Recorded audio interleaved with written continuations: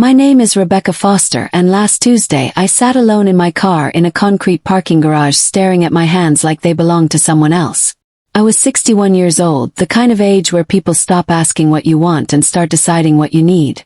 I had just walked out of my estate attorney's office downtown carrying a thin folder that felt heavier than it looked when he told me my net worth had crossed $20 million.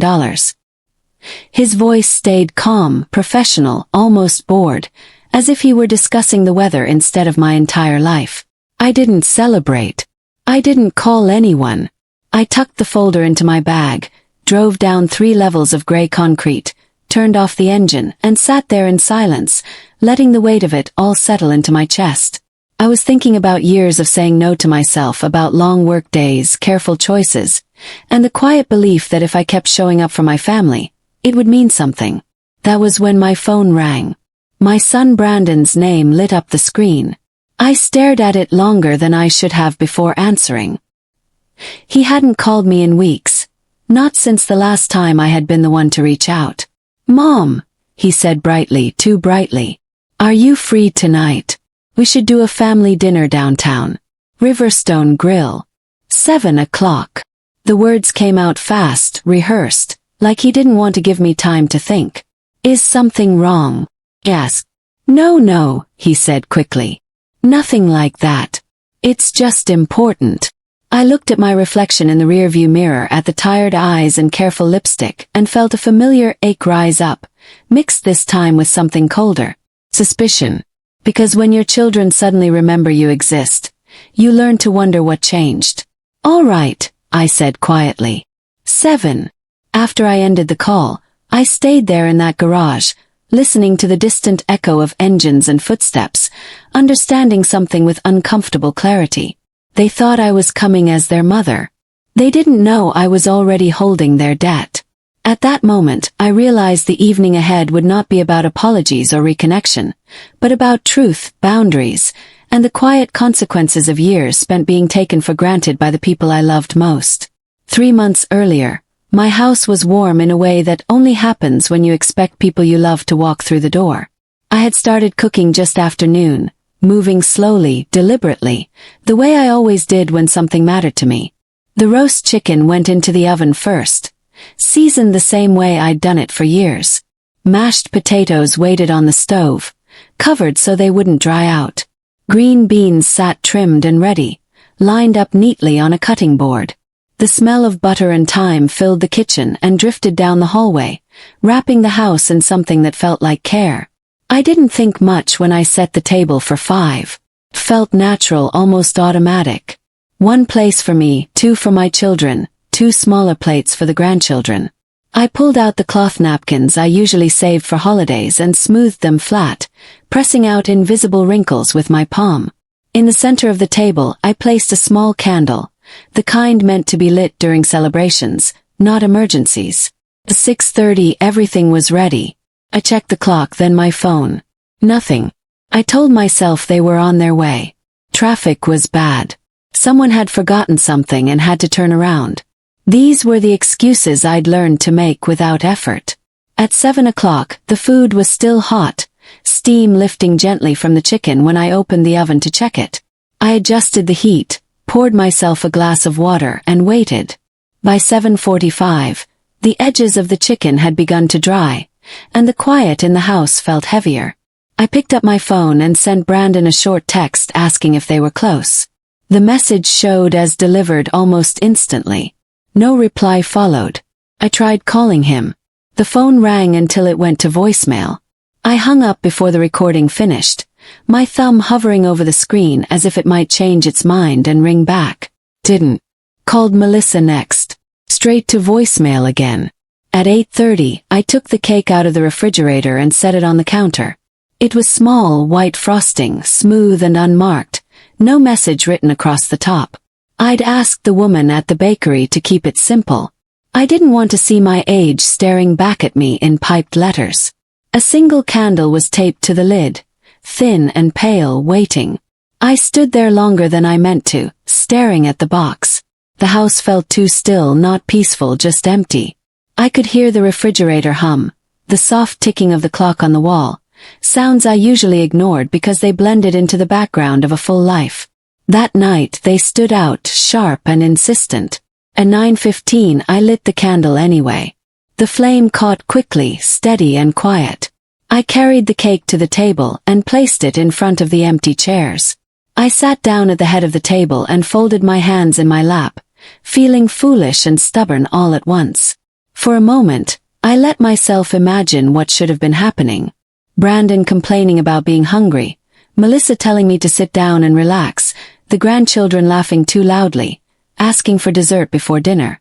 I could almost hear it, but imagination doesn't open doors or pull out chairs. The flame flickered as if it were tired of waiting too. I blew it out, and the room seemed to exhale, the warmth fading with the smoke. I sat there a few seconds longer than necessary, then stood up and began clearing the table.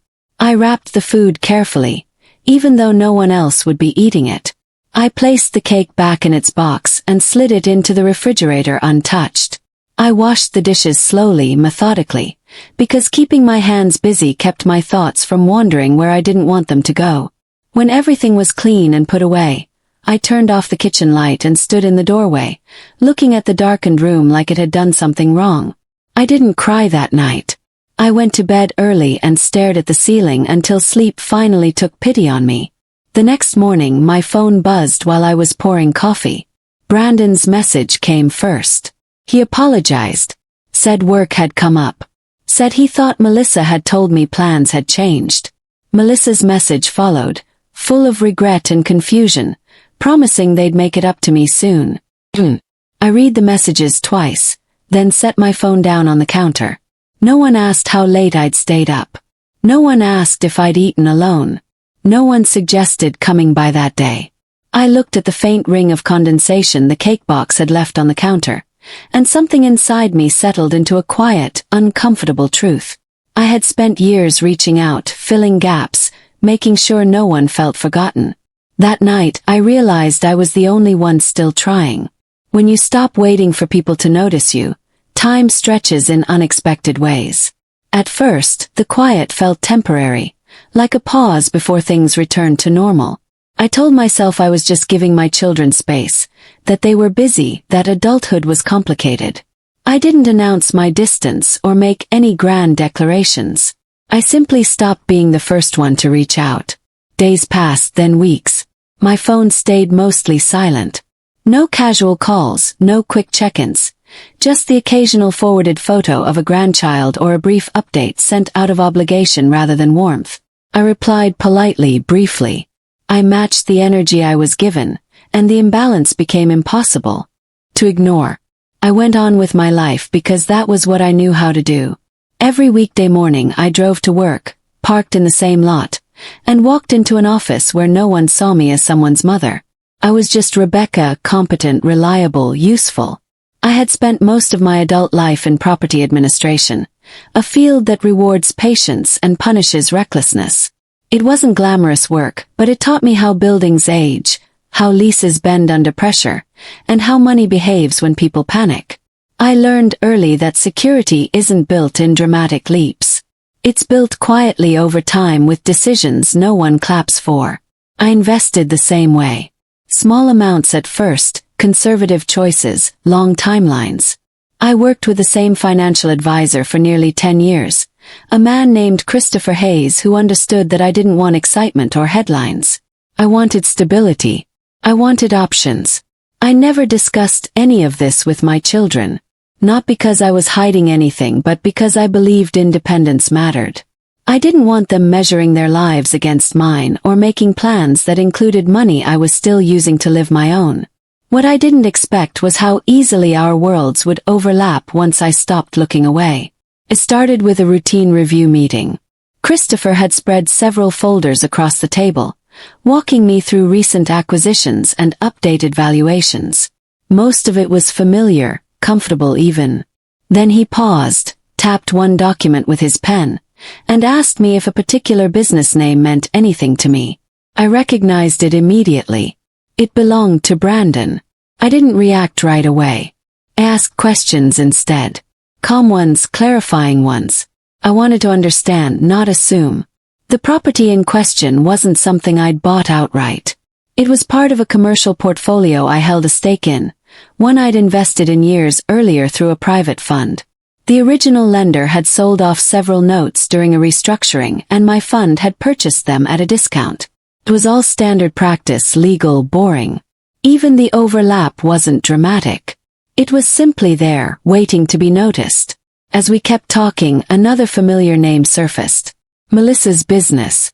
Different property, same situation, different fund, same outcome. I felt a strange tightening in my chest. Not panic, but recognition. Christopher explained the structure carefully, making sure I understood every detail. I listened. Took notes. I didn't rush him. These weren't personal loans. There was no secret surveillance. I hadn't been watching my children or digging through their finances. Their names had appeared because the commercial real estate market is smaller than people think, and I had been in it long enough to understand how connections form, whether you intend them to or not. I asked what would happen next. He told me the truth. Payments were behind. Terms were tightening. Decisions would need to be made by the end of the quarter. I drove home that afternoon in a fog I didn't try to shake. I wasn't angry. Not yet.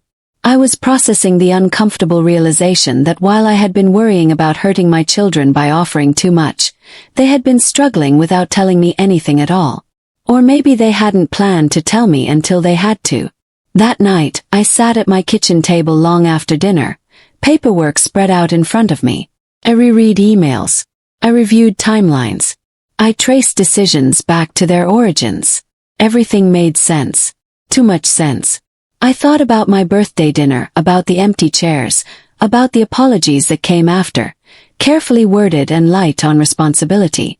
I thought about how quickly people reach for you when they need something, and how easily they forget you when they don't. I didn't sleep much. Over the next few weeks, I learned more than I ever wanted to know. I asked Christopher to walk me through every possible scenario. Not because I wanted control, but because I refused to be blindsided. I wanted to understand my position fully before anyone else decided it for me. I never reached out to Brandon or Melissa. I didn't warn them. I didn't hint. I waited. When Brandon finally called me that Tuesday afternoon, his voice urgent and overly cheerful, I understood the timing immediately. Something had changed on their end. Pressure had mounted. Options had narrowed. The dinner invitation wasn't about family. It was about leverage. As I listened to him speak, I realized something else that surprised me with its clarity. I wasn't nervous. I wasn't afraid of confrontation. I felt steady for the first time in a long while. I wasn't reacting to my children's needs. I was responding from my own ground. I agreed to the dinner not because I felt obligated, but because I wanted to look them in the eye and hear what they would say when they thought I knew nothing. When I hung up the phone, I set it down carefully and took a slow breath. I understood the role they expected me to play that night. What they didn't understand was that I had already stepped out of it. And once you stop waiting, you start seeing things exactly as they are. Riverstone Grill was already loud when I arrived. The kind of place where conversations overlap and no one notices if you lower your voice to say something serious. I paused just inside the entrance, smoothing my jacket, taking a moment to steady myself before stepping into whatever version of family waited at the table. Brandon stood up the moment he saw me. He smiled wide, too quick, and wrapped me in a hug that lasted a second longer than usual. Melissa followed, kissing my cheek and telling me how good I looked. Her eyes scanning my face like she was checking for signs of weakness. Her husband Derek nodded politely, already reaching for the wine list. They had chosen the table. They ordered first. Steak, lobster tail, a bottle of red that required the waiter's approval. When I reached for my menu, Brandon waved it away. "Don't worry about it, Mom. We've got this." It was a small thing, but it stuck with me. For years, I had been the one insisting on paying, slipping my card to the server when no one was looking. Now they wanted control, even in gestures meant to look generous. The conversation started safely enough.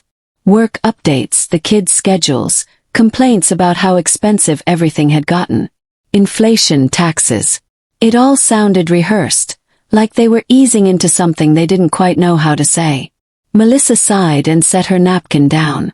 "It's just been a stressful few months," she said. "Running a business right now feels impossible." Brandon nodded, rubbing his forehead. "Cash flows tight. Just temporarily. We're fine. Really. Just juggling a lot." They spoke in circles, careful not to ask outright. No one said the word help, but it hovered over the table like steam rising from a plate. I listened. I didn't interrupt. I asked questions when something didn't add up, the same way I would in a meeting at work. Dates, timelines, numbers. Each answer made the picture clearer. At one point, Brandon leaned back in his chair and smiled at me, softening his voice. "You're set, Mom. You've always been careful. You don't really need much now." It wasn't cruel. That was the problem. It was practical, spoken like a fact everyone at the table had silently agreed upon. I set my fork down. "I don't need much," I repeated calmly. "Is that what you think?" Melissa shifted in her seat. "That's not what we meant." "But it is what you said," I replied. Kept my tone even. "And it tells me more than you realize." The waiter returned to pour more wine. I waited until he left, until the moment was ours again. "I want to be clear," I said. "I'm not here to argue. I just want honesty." There was a pause, a heavy one. Brandon finally spoke. "We were hoping you could help us bridge a gap. Just for a little while." I nodded slowly. "I see." I reached into my bag and took out my phone. Not dramatically, just deliberately. I typed a message and set it back on the table. "We're not finished," I said gently. When Brandon looked confused, I added, "Someone's joining us." 10 minutes later, Christopher Hayes, my financial advisor, approached the table. He greeted me politely, nodded at my children, and pulled out a chair without being asked. No one else spoke. The air had changed. "I didn't invite him to embarrass you," I said quietly. "I invited him because I refused to pretend anymore." Christopher opened a slim folder and placed it on the table, turning it so they could see. No raised voice, no accusations, just facts. "I hold the primary notes on the properties your businesses lease," I continued. "Not because I went looking for you, but because this is the market I've been in for years." Melissa's face drained of color.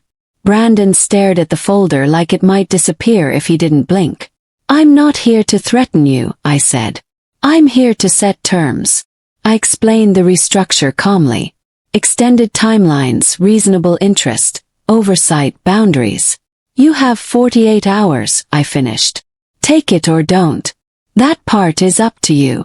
No one spoke as I stood, picked up my coat, and thanked the waiter. As I walked away, I felt something unexpected. Not victory. Relief.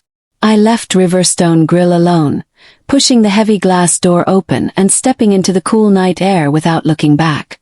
The noise of the restaurant faded behind me, replaced by traffic and distant voices that had nothing to do with me. No one followed. No one called my name. I walked the length of the block slowly, my heels tapping against the pavement, aware of how tight my shoulders had been all evening and how that tension was finally easing. When I reached my car, I sat down and closed the door, but I didn't start the engine. I stayed there, hands resting in my lap, letting the moment settle instead of rushing away from it. For the first time that night, I breathed deeply. Not the careful breathing I used when I was trying to stay composed, but the kind that comes naturally when you're no longer bracing yourself. I didn't feel victorious. I didn't feel cruel. What I felt was quiet. The kind of quiet that doesn't demand anything from you. The next 48 hours passed without drama. I went to work as usual. I answered emails, returned calls, cooked dinner for myself, and slept through the night. I didn't replay the dinner in my head or imagine different outcomes. When Christopher called to tell me that they had agreed to the restructuring terms, his voice was professional and steady. I thanked him, hung up, and noticed that my hands weren't shaking. There was no rush of satisfaction, no surge of relief. Just the sense that something had been resolved exactly the way it needed to be. The paperwork moved forward smoothly. Everything stayed within proper channels, clean and unemotional. My children didn't argue or protest. They didn't apologize either. When they reached out afterward, their tone was different, more careful, more measured. They spoke to me as if they were aware, finally, that I was not just their mother, but a person with her own limits. It was awkward at first, but it was honest. And honesty felt better than comfort ever had. As weeks passed, I noticed how much space had opened up in my life. Evenings no longer felt like empty stretches I needed to fill with worry. I stopped checking my phone out of habit. I joined a small book club at the local library where people my age talked about novels, aging parents, and the strange freedom that comes with letting go of old expectations. I volunteered at a food pantry twice a month, sorting boxes and talking with people who knew nothing about my family and didn't need to. It felt good to be useful without being depended on. That fall, I took a short trip by myself, something I had never done before. Just a few quiet days near the coast. I walked along the shoreline in the mornings, sat on benches in the afternoons, and ate when I was hungry instead of when it was convenient for others. No one needed updates. No one needed reassurance. One afternoon, watching the water roll in and pull back again, I thought about that birthday night, about the candle I had blown out alone, about the version of myself who believed love meant waiting patiently and accepting disappointment without complaint. I didn't judge her. I understood her. She had done what she knew how to do. What I know now is simpler and harder. Family does not mean unlimited access. Love cannot survive on assumption alone. Respect is not inherited just because blood connects you. It is built, maintained, and sometimes reclaimed through boundaries drawn later than they should have been. My children are still part of my life. We speak. We see each other. But the relationship has changed shape. And that change has brought balance instead of resentment. I didn't lose my family the night I walked out of that restaurant. I lost the illusion that being needed was the same as being valued. And in letting go of that illusion, I gained something steady and lasting. Gained peace. Not through sacrifice or silence, but by finally choosing myself without apology.